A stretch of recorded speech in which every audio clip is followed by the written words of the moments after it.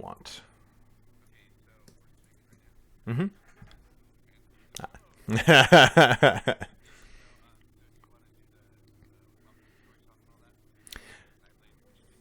Yeah, I mean, what's the like general script for it? By the way, if you're already watching us live on the stream, hi, we're this is our first time doing it this way, so we're figuring everything out, and we haven't started recording the actual podcast episode. So YouTube bonus.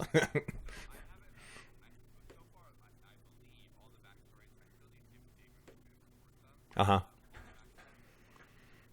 Mm-hmm.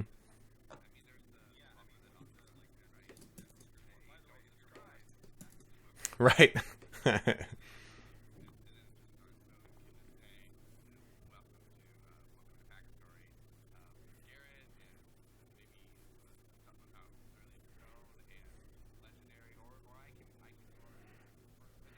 Go ahead and do it. Just go ahead.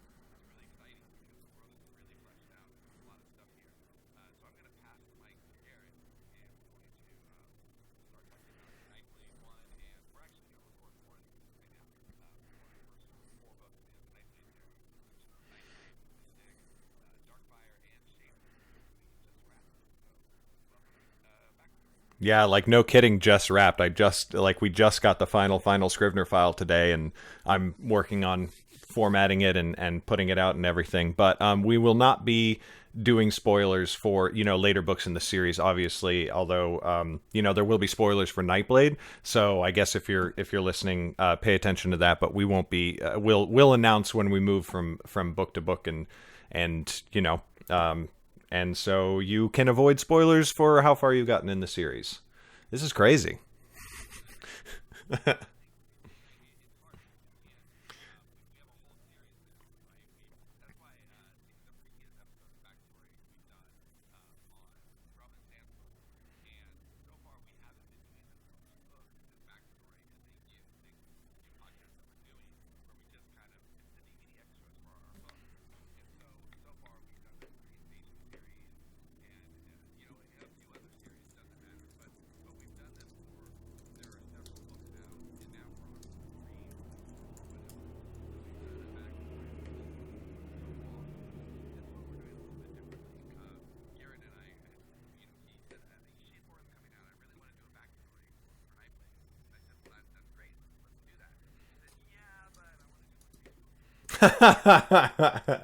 And Sean, as per usual, was like, "God damn it, Garrett."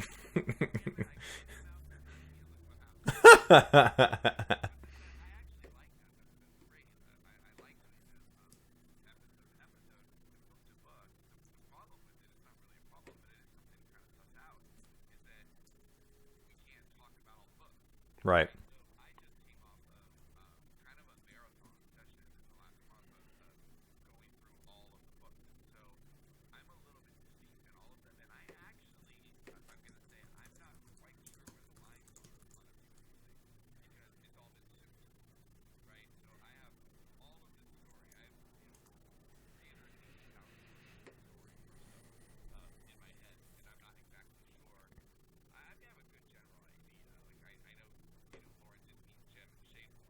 Right.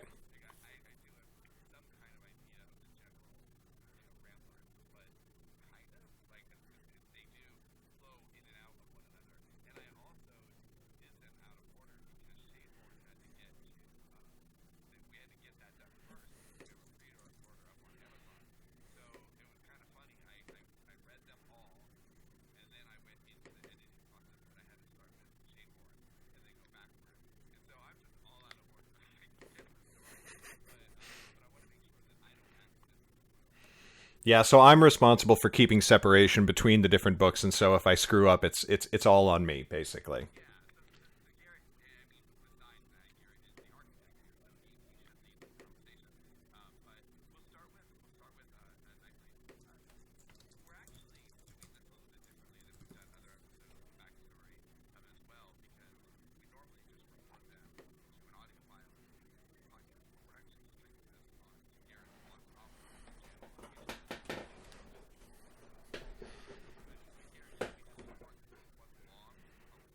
Yeah, on Yeah, well, we'll pause. I think that we'll pause and we'll split it up as well, because then the videos can be for, I have different playlists for the creation of each one, because I do stream them all live on VlogaNovel. So this one we can just start from the beginning and just sort of like talk about the origin story, and then we'll pause in between each one. Awesome. So I guess the best place to start is probably at the beginning. And what happened, what like sort of caused the creation of Nightblade was, it was last year that I was working on, trying to figure out what the next book I was going to write was, and I'd just written.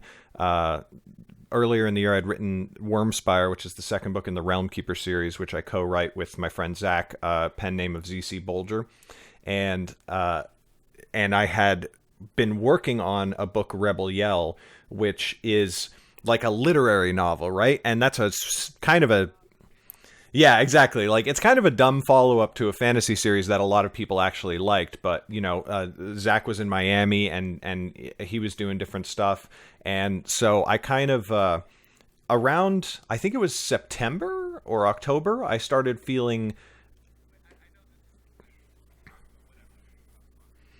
yeah.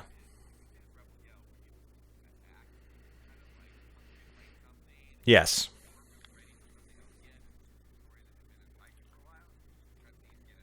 Yeah, it was, and Rebel Yell is like very much about like indie art versus industry art, and I had been working in indie art for a couple of years by that point, and I wanted to get a story out like that. So, but after I did that, and Rebel Yell took me 6 months to write and edit and go through beta reading and everything like that, which is pretty. Yes, that was the only thing I was doing. Yeah. So, so that I basically was starting to feel, by the time Rebel Yell was almost ready for publication, I was starting to feel like a little bit discouraged, actually, just about like things in general. And my wife came to me and she said, "Garrett, you realize you haven't published anything in 6 months?" And I, like, I had known that.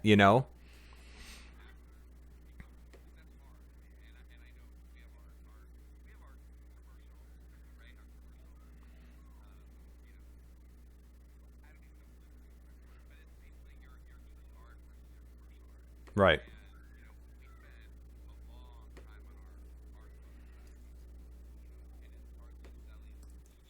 Yeah.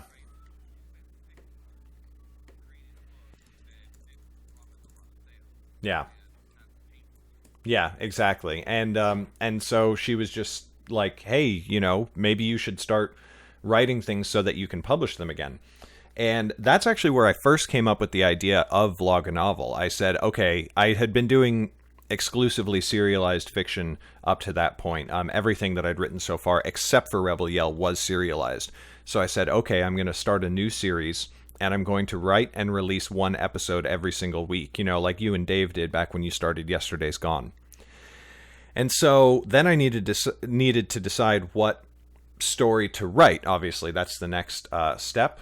And I had been sitting on this, like we said, this big umbrella series that I'm not, still not ready to really talk about or like reveal the name of or anything like that. But I had been, this big epic fantasy series had existed in my mind that I wanted to do, forever and ever. And I still wasn't ready to do it. Like, I knew I wasn't. I knew that my writing wasn't quite where I wanted it to be, and I knew that I didn't know the world well enough. I hadn't spent long enough figuring out the details and everything. And it seemed like this sort of impossible thing to try and tackle. So instead, I just went. I decided to break it down and go small. So Nightblade became the story of this young girl leaving the forest where she'd lived all her life and going out to explore the world where this big umbrella series was going to take place.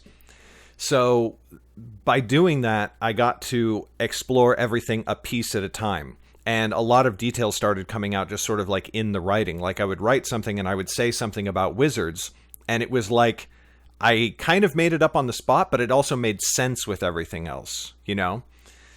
So with Lauren learning one piece of the world at a time, I got to establish and build one piece of the world at a time, and that was the whole idea behind Nightblade, and why it is sort of like a smaller scale story. That's why when people say, "Oh, so it's epic fantasy," I'm like, I don't know that I'd call it epic fantasy, because when you think epic fantasy, you think Lord of the Rings, Wheel of Time, Game of Thrones, where it spans multiple nations and you've got multiple points of view and there's big epic wars. And this is like a very personal.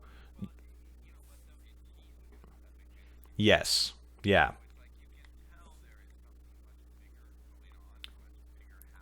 right.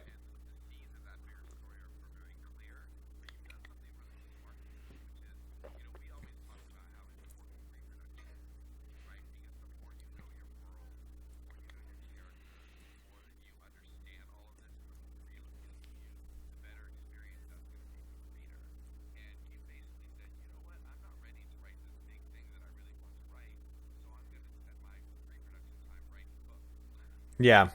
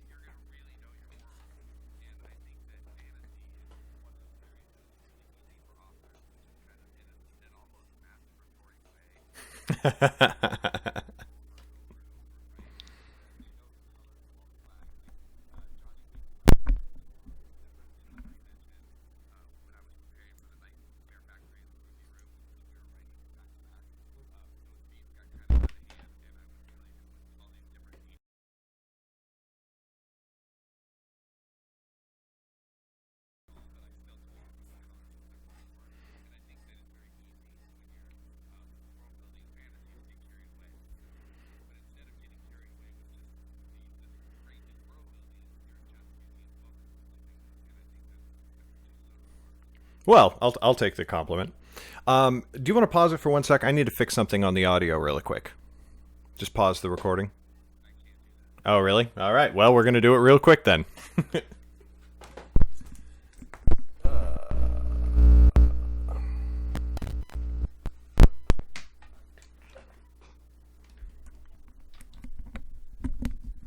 Hey. All right. Oh, God, that's so much better. Okay. All right. So, sorry about that. Yeah. So, well, what sort of happened was, and this, this went on and continued in the later books, is that, like it was supposed to start small, like go big by starting small, and then as things progressed, they sort of just started like naturally growing bigger and bigger, because it is one of those things where the more pieces you have, like the easier it is to build more and more pieces. Like the expansion gets kind of like exponential. So whereas the book literally starts off like in a village that's so small that it doesn't even have a It doesn't name. have a name. Yeah, I love that. Right. So it goes from that to a point where first she meets some a merchant caravan, and that starts to give her like the hints of other places, and then she goes to her the first city that she's ever seen in her entire life, and the rest of the story takes place in that city. But because of all that transpires in there, and because of all the characters she gets involved with because of that, from Jordell to Damaris to Auntie to everybody, they all bring their own influences like from the outside world. and like that outside world didn't exist. Like that, I literally when I did Nightblade, I did a map of the nine kingdoms of Underrealm, and then everybody who showed up, whatever character it was, they came from somewhere. And so while I was writing their backstory, it was like I figured out, oh, these people live in this kind of kingdom, and this is what that's like. This is what their lives are like. This is what their culture and society is like.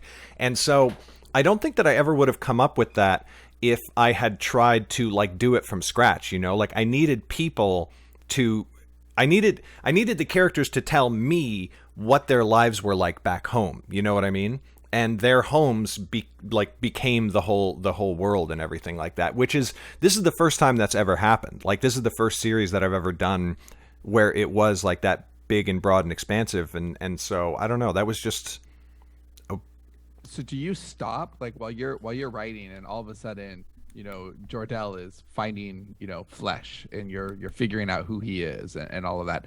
Do you stop the writing and do like a character bio, or do you just keep that in your head and figure, okay, well, I'll flesh this out more in between books? No, yeah, well, I do that during the outlining process. Like by the time I'm ready to actually write the first draft, I mean, my outline is like really. Your outlines are very detailed. Yeah, they're the most detailed I've seen so far, actually. Yeah, so that happens during the outlining. So during the outlining, that's when I stop and I go, who is he? Where is he from? What does he look like? Why does he look like that? Like what do the people where he's from look like, and what are they like? Is he different from the people in the kingdom where he comes from? Is he pretty much the same? Like if we meet other people from that place, are they going to be kind of like he is, or is he going to stand out from everybody else?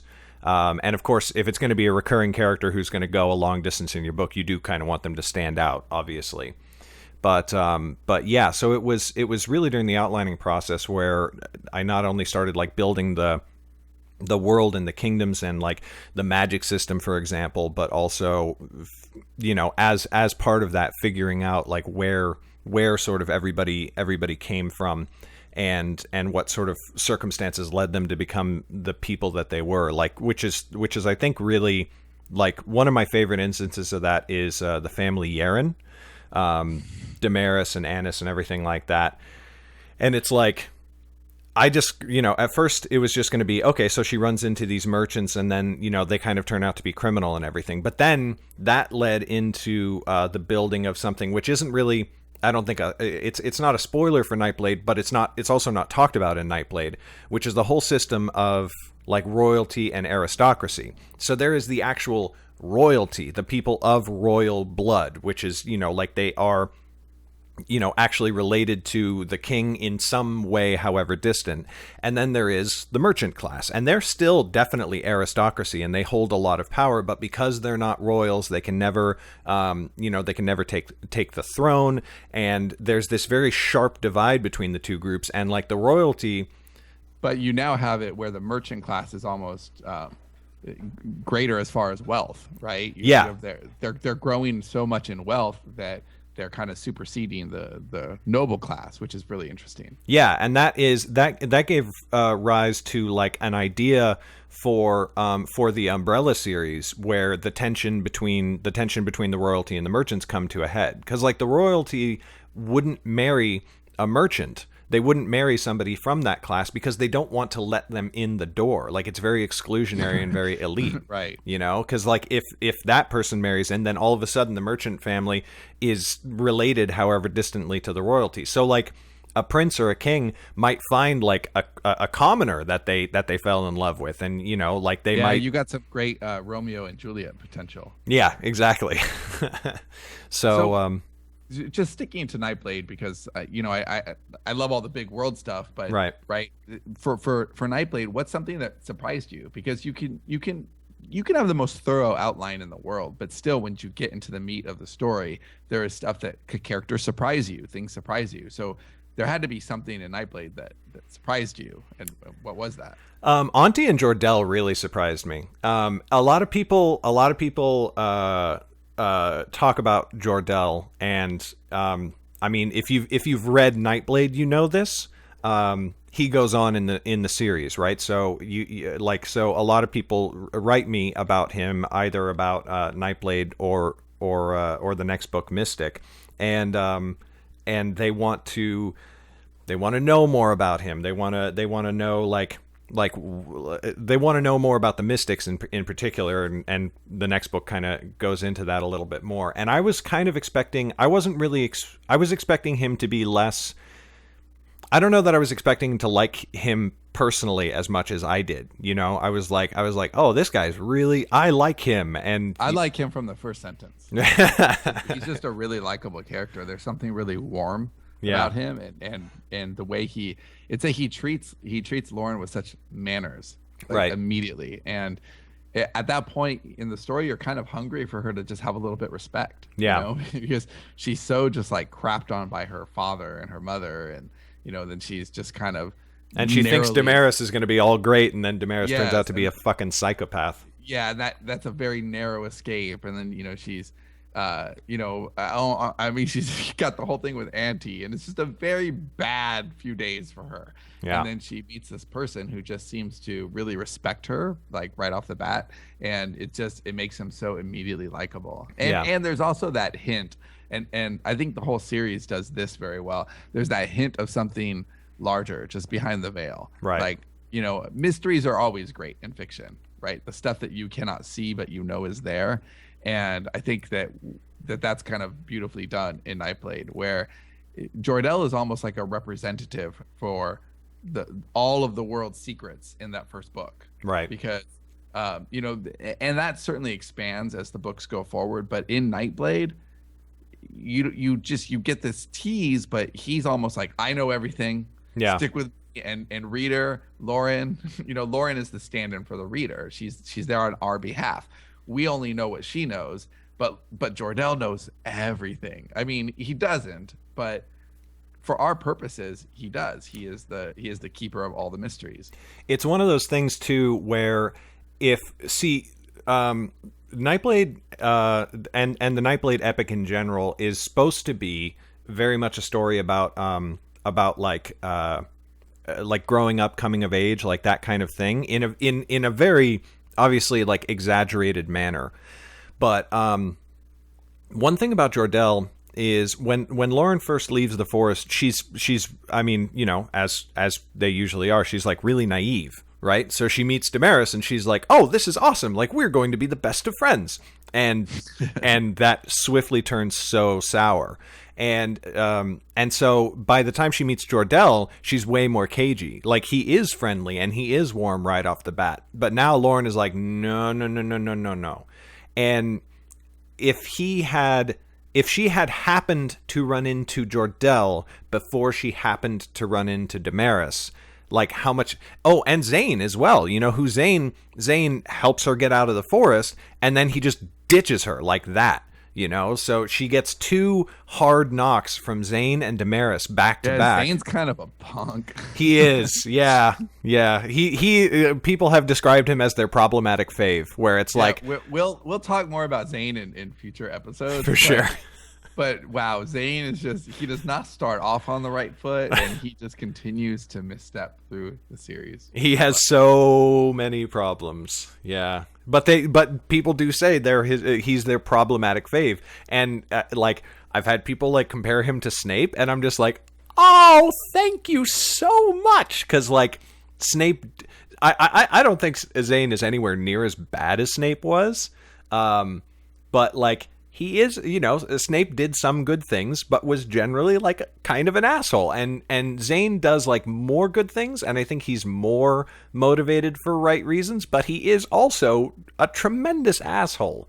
Yeah, I would agree with that. I think that overall he's, I mean, and we can again delve deeper into this once we can actually talk about the the stuff he does. Yeah. But he does start off in the first book by just being he's selfish, right? He's just very selfish. His where Jor-El seems the opposite. It seems like everything he's doing is for some greater purpose. Yeah, he lives his life for purpose. Yeah, and he wants to make sure that Lauren is taken care of and that she's safe. And and Zane is just like, I got to get out of here. I've got to look out for number one.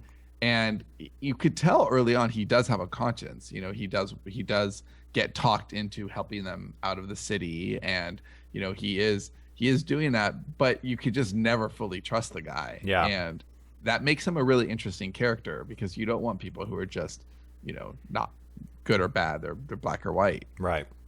And then so the other big surprise was Auntie, because okay, so Auntie speaks to one thing about the Nightblade Epic, which is that I kind of